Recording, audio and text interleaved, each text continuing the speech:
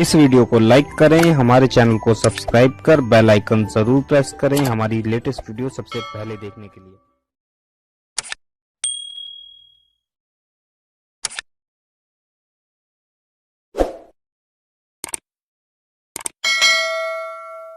होता है तो सरकार गौसुल आजम दस्तगीर अपनी वालिदा से इजाजत लेकर जब बगदाद शरीफ आए तो बगदाद शरीफ आने के बाद आप सबसे पहले वहां पर एक बहुत बड़े बुजुर्ग थे जिनका नाम शेख अल हम्माद था। उनकी खानकाह में गए, रात का वक्त था। खादिम ने आकर जैसे इत्तला दी कि अब्दुल कादिर नाम का एक जवान गीलान से आया है, आपसे मिलना चाहता है। उम्र उसकी 17-18 साल कुछ लगती है। तो उस वक्त उस बुजुर्ग ने कहा, उससे कह दो कि आज रात नहीं मिलेंगे और सुबह मिलेंगे। यानी उस बुजुर्ग ने आपका इम्तिहान लिया कि ये कितना इस्तिकामत रखता है। देखो ये मेरे गौस की जवानी। बगदाद की ठंडी बड़ी कड़ाके की होती है क्योंकि दरियाए दजला है और दरिया का बहुत बड़ा असर है। बड़ी खतरनाक सर्दी होती है। वो सर्दी की बरकतों से हम भी मालामाल हुए हैं। ऐसी सर्दी के कंबल में पड़े रहने को जी चाहता है, इतनी ठंडी। और अब तो ऊंची ऊंची इमारतें बन गई है तो इतनी ठंडी है। जब छोटी छोटी झोपड़ियां और झोपड़े रहे होंगे तो कैसी सर्दी रही होगी। तो आप अपनी वालिदा ने जो चादर दी थी वो चादर ओढ़कर बैठ गए और अल्लाह रब्बुल इज्जत के जिक्र में मसरूफ हो गए।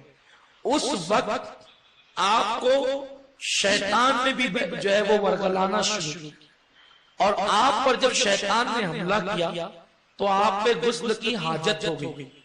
आप उठे, सोचा कि मोमिन को नापाक रहना ज़ेबा नहीं।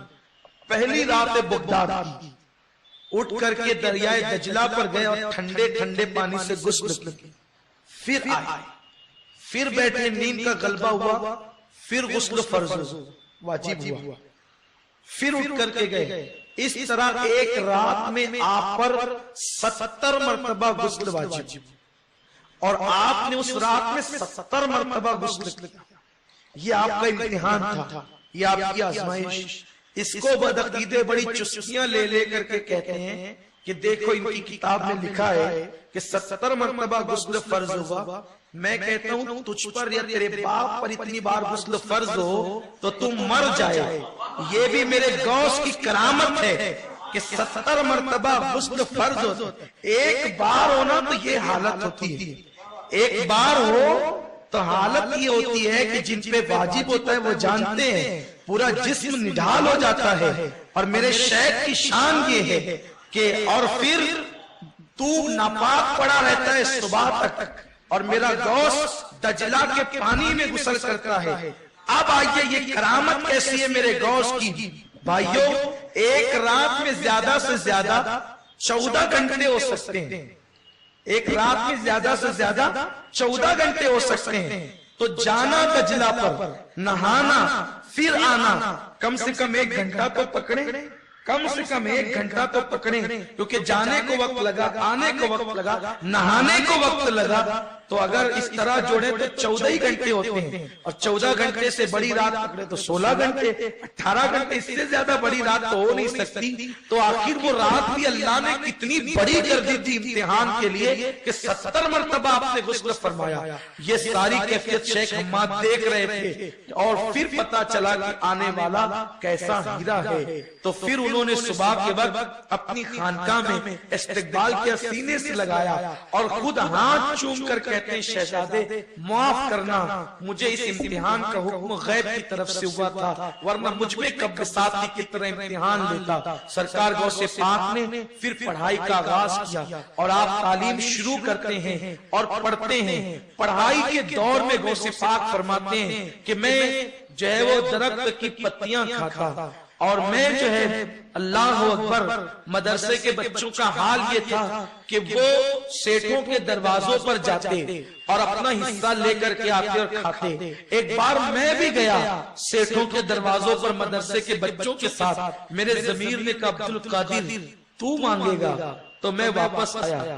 جب واپس آیا تو میں جنگل میں گیا تاکہ میں کچھ گری پڑی چیزیں اٹھا کے کھا لوں. تو وہاں گیا تو وہاں پہلے ہی کئی لوگ مجھ سے پہلے موجود تھے جو گری پڑی چیزوں کو ڈھونڈ رہے تھے. سرکار کو پاک رضی اللہ تعالی نے ان حالات میں زندگی گزاری ہے. اس کے بعد جب آپ تعلیم حاصل کر کے تقریباً جو ہے 38 سال کی کم و بیش عمر میں پہنچتے ہیں تو اس وقت سرکار غوث پاک رضی اللہ تعالیٰ اپنی خطابت کا آغاز کرتے ہیں.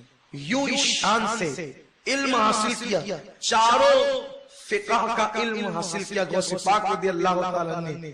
لیکن حالت یہ ہے, میں بھی عرض کر آیا ہوں, غوث پاک کے دور میں, چونکہ شاید آپ میں سے اکثر لوگ وہاں نہیں تھے, اشارہ دوں گا, غوث پاک کے دور میں یہ تھا کہ مسجد کے اندر جو امام لوگ تھے ان اماموں کو عیسائیوں نے قتل کر دیا تھا اور ان کی جگہ عیسائی امام بن گئے تھے. یعنی وہ دور اتنا خطرناک تھا, یعنی مولوی ملا بن کر عیسائی چلے آئے تھے, نماز وہی لوگ پڑھاتے تھے, خطبے وہی دیتے تھے, تقریریں وہی کرتے تھے, مسلمانوں کے نکاح بھی وہی کرتے تھے. اور حالات کیا تھے کہ جب وہ تقریر اور خطاب کرتے تو اس میں 6-6 گھنٹے کی تقریریں ہوتی, 4-4 گھنٹے کی, اور جب تقریر کرتے تو اللہ اس کے محبوب کی تعریف کرتے, اور تعریف میں یہ ہوتا کہ بیچ میں 2-4 جملے اپنی طرف سے حضور کی توہین کے ڈال دیتے تاکہ لوگوں کے دل میں کسی طرح آقا کے لیے نفرت پیدا ہو جائے. دیکھو اس زمانے سے یہ سلسلہ شروع ہوا ہے اور آج کے دور تک ہے, اور آج کے بعد قیامت تک یہ سلسلہ رہے گا حضور سے دور کرنے کا. آپ لوگ کہتے ہیں فلاں مقرر صاحب آئے شہر میں, دیکھو کیسی تقریر کرتے ہیں. ہم نے سنی علماء سے بھی ایسی تقریر نہیں سنی جو فلاں صاحب سے سنتے ہیں. آپ کتنے سنی علماء کو جانتے ہیں؟ آپ اپنے علماء کی توہین کیوں کرتے ہیں؟ آپ نے کتنے سنی علماء کو اب تک دیکھا ہے؟ آپ عجیب بات کرتے ہیں, آپ کے پاس وقت نہیں ہے, زبان سنبھال کر بولو. ارے بدعقیدوں سے قرآن کی تلاوت سننے کے لیے منع کیا گیا ہے, آپ تقریر سننے جاتے ہیں کیونکہ وہ 10 بات 50 بات اچھی کرے گا, ایک بات ایسی کر دے گا جس سے آپ کا ایمان چلا جائے گا. اس لیے جو رسول اللہ کے منکرین ہیں, آقا کریم کی عظمت کے منکرین ہیں, ان کی محفلوں میں جانا ہی حرام ہے. گئے بس خطرے کی گھنٹی گلے میں لٹک گئی. اس لیے کبھی بدعقیدوں کی محفل میں نہ جاؤ. 50 بات اچھی کرے گا, ایک بات کچھ نہ کچھ گھسیڑ دے گا. آپ نہیں دیکھتے, ایک صاحب کے بارے میں مجھے کہا گیا کہ فلاں صاحب بڑی اچھی تقریر کرتے ہیں, آپ سنیں. میں نے کہا میں نہیں سنا, میرے پاس ہمارے بڑے بڑے علماء موجود ہیں, ہم ان کو سنیں کہ ان کو سنے کا نہیں, تھوڑا تو سن لیں. تو میں نے کہا کہ چلو تم کہتے ہو تو تمہارا دل رکھنے کے لیے ایک کلپ سنا دو. اب وہ کلپ اتفاق سے آئی, میرے غوث کا کرم, وہ حدیث پڑھ رہا تھا کہ اللہ کے نبی صلی اللہ علیہ وسلم نے اپنے صحابہ سے کہا, اے میرے صحابہ, تمہارے بعد جو لوگ آئیں گے وہ میرے بھائی ہوں گے. جو تمہارے بعد لوگ آئیں گے وہ میرے بھائی ہوں گے, اور وہ ایسے لوگ ہوں گے کہ میرے دیدار کو اتنا ترجیح دیں گے, اتنا ترجیح دیں گے کہ دنیا کی ساری نعمتیں دولتیں میرے دیدار کے سامنے ان کو ہیچ لگے گی. یعنی میرے مجھ سے اتنی محبت کریں گے. آقا کہتے ہیں کہ وہ میرے بھائی ہوں گے. اور پھر اس نے اب اپنی طرف سے گھسیڑا اور بات کی کہ دیکھو حضور نے ہمارے لیے کہا کہ ہم حضور کے بھائی ہیں. یہ بات حضور نے نہیں کہی, لیکن اس نے اپنی طرف سے ڈال دیا. اور صحابہ نے کہا یا رسول اللہ, کیا ہم لوگ آپ کے بھائی نہیں ہیں؟ تو آقا کریم صلی اللہ علیہ وسلم نے کہا تم میرے صحابی ہو, تم میرے بھائی نہیں ہو. میرے بھائی وہ لوگ ہوں گے جو تمہارے بعد آئیں گے اور مجھ پہ بن دیکھے ایمان لائیں گے. میں نے کہا چلیے ایک بات تو ایسی کہہ دی کہ لو آپ اپنے دام میں سیاد آ گیا. صحابہ کہتے حضور ہم آپ کے بھائی نہیں, تو حضور کہتے نہیں تم میرے بھائی نہیں ہو. تو پھر یہ جو تقویت الایمان میں لکھا ہے کہ وہ آدم کی اولاد ہونے کی وجہ سے ہم سے پہلے پیدا ہوئے تو ہمارے بڑے بھائی ہیں, تو جب وہ صحابہ کے بھائی نہیں ہوئے تو پھر آدم کی اولاد ہونے کی وجہ سے ہمارے بھائی کیسے ہوئے؟ یہ تو ایک بات ہوئی. اچھا آقا جو کہہ رہے ہیں کہ جو تمہارے بعد آئیں گے وہ میرے بھائی ہوں گے, اور پھر کہتا ہے دیکھو حضور ہمارے بھائی ہیں، کس کے بھائی ہیں، ہاتھ اٹھاؤ، اور پھر مجمع سے ہاتھ اٹھواتا ہے. یہ میں نے کہا دیکھو یہی توہین، یہی توہین ہے جس کو تم تعریف سمجھ رہے ہو نا. کہ وہ تو حدیث ہے نا کہ حضور نے بھائی کا. میں نے کہا پاگل سن، اگر کوئی پیر اپنے مرید کو شفقت کی وجہ سے کہے کہ تو میرا بھائی ہے تو اس کو شکر کرنا چاہیے. پیر کی ذرہ نوازی ہے، بندہ نوازی ہے، کرم نوازی ہے. پیر بڑھ کے بولے گا آج سے آپ میرے پیر صاحب نہیں، اب آپ میرے بھیا ہو گئے، یہی ہوگا؟ نہیں. ارے پیر نے بھائی کا، یہ اس کی کرم نوازی ہے، لیکن تم اس کو پلٹ کر بھائی نہیں کہہ سکتے. تو آقا نے ہمیں بھائی کہا، یہ ان کی کرم نوازی ہے. ہم پلٹ کر حضور کو بھائی، یہ حضور کی توہین ہے. تب اسے سمجھ میں آیا، اور اس صاحب کو اس نے جو ڈیلیٹ کیا ہے تو آج تک کے بفضل تعالیٰ پھر ان کی طرف نہیں گیا. تو اس لیے بد عقیدوں کی گفتگو نہیں سننی چاہیے. تو اس زمانے میں بھی ایسا ہی تھا. ایسے لوگ منبر لگاتے تھے اور اونچی اونچی تقریریں اڑان کے ساتھ کرتے تھے، اور ان کو عربی اتنی مضبوط آتی تھی کیونکہ انہوں نے عربی جو سیکھ رکھی تھی، عربی انتہائی مضبوط تھی ان کی، اور سلاست کے ساتھ وہ عربی بولتے تھے. تو ان کی عربی کی وجہ سے ان کو بڑا ناز تھا، ہمیں عربی آتی ہے، اور وہ اس میں فلسفے، منطق اور الاں اور فلاں خوب باتیں کرتے تھے. غوث پاک سوچتے تھے کہ میں عربی نہیں ہوں، میں تو عجم سے آیا ہوں، تو میں کیسے تقریر کروں گا، میں کیسے تقریر کروں گا. تو کیا ہوا، ایک دن غوث پاک نے خطاب کیا، اور آپ نے جب خطاب کیا تو آپ کے خطاب پر لوگوں نے نکتہ چینی کی. آپ نے سوچا اب میں تقریر نہیں کروں گا، اب میں خطاب نہیں کروں گا، اور آپ غمگین ہوئے، گھر گئے، سوئے. تو آپ کے خواب میں آقا تشریف لائے. فرمایا بیٹے عبد القادر تم تقریر کیوں نہیں کرتے، تم خطاب کیوں نہیں کرتے؟ اس کے نانا جان میں عجمی ہوں، یہ لوگ عربی ہیں، میں ان کے درمیان کیا تقریر کروں گا، میں نہیں کروں گا. تو آقا نے فرمایا نہیں تم کرو. تو اس کی حضور میں کیسے کروں گا؟ تو فرمایا کہ اپنا منہ کھول. غوث پاک کہتے ہیں کہ جب میں نے خواب دیکھا تو میرے خواب میں حضور بھی آئے تھے اور علی مرتضیٰ بھی آئے تھے. تو جب میں نے منہ کھولا تو آقا نے 7 مرتبہ میرے منہ میں اپنا لعاب ڈالا، اور پھر مولا علی سے کہا علی تم بھی ڈالو. تو علی مرتضیٰ نے 6 مرتبہ ڈالا. میں قربان اے مولا تیری عظمت پر، مولا تیری عظمت پہ قربان. کسی کے خواب میں بھی آ کر کے ادب سکھا جاتے ہو کہ حضور نے 7 مرتبہ ڈالا تو علی مرتضیٰ نے 7 کیوں نہیں ڈالا؟ تو علی بتا رہے 7 ڈالوں گا تو لوگ مجھے 7 سمجھنے لگیں گے. اگر 7 ڈالوں گا، اگر میں 7 ڈالوں گا تو لوگ مجھے 7 سمجھنے لگیں گے. تو علی نے 6 مرتبہ ڈال کر بتایا علی چچا کا بیٹا ہو کر بھی نبی کے برابر نہیں. 6 مرتبہ ڈالا تاکہ ایک کم میں پیچھے ہوں، ایک قدم پیچھے. تو یارو وہ علی ہو کر کے جب حضور کے پیچھے پیچھے چلتے ہیں تو آج کسی کو جو ہے وہ کیا حق پہنچتا ہے کہ حضور کے برابر کھڑے رہنے کا. اپنی طرح حضور کو کہنا مطلب اعلان نبوت کرنا ہے. نبوت کا در پردہ اعلان ہے. کیوں؟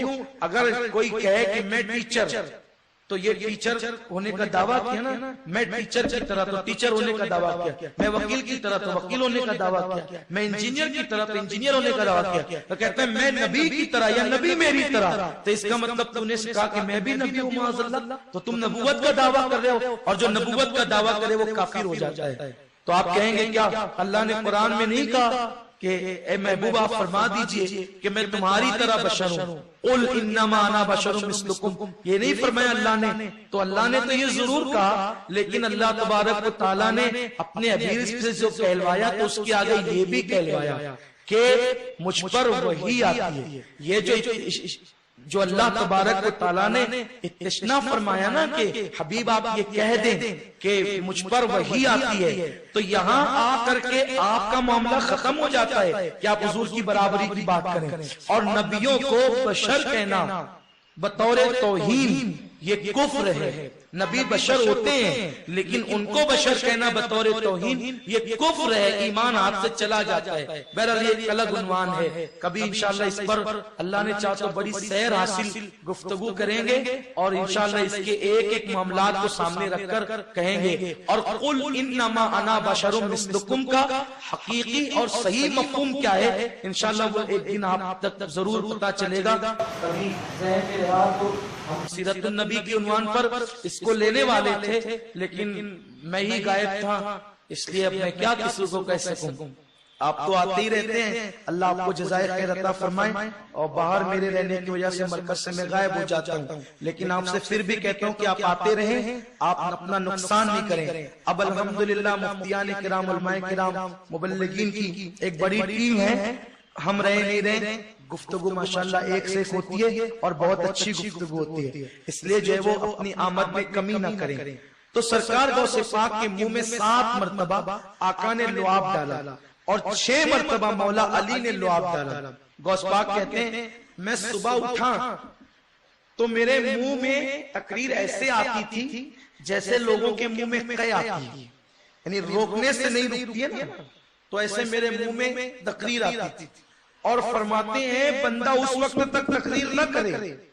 اب یہاں جو خطابت کی بات کہنا چاہتا ہوں یہ خطابت کیا ہے، خطابت کیا ہے؟ فرماتے ہیں جب تک کہ علم چھلکنے نہ لگے اس وقت تک بندہ تقریر نہ کرے، اس وقت تک بندہ تقریر نہ کرے۔ کہ میں اپنے منہ پہ ہاتھ رکھتا تھا، اپنے منہ پہ ہاتھ رکھتا تھا لیکن میرا منہ رکتا نہیں تھا، حتیٰ کہ میں مدرسہ قادریہ میں بیٹھ گیا، میں مدرسہ قادریہ میں بیٹھ گیا اور میں نے تقریر شروع کی۔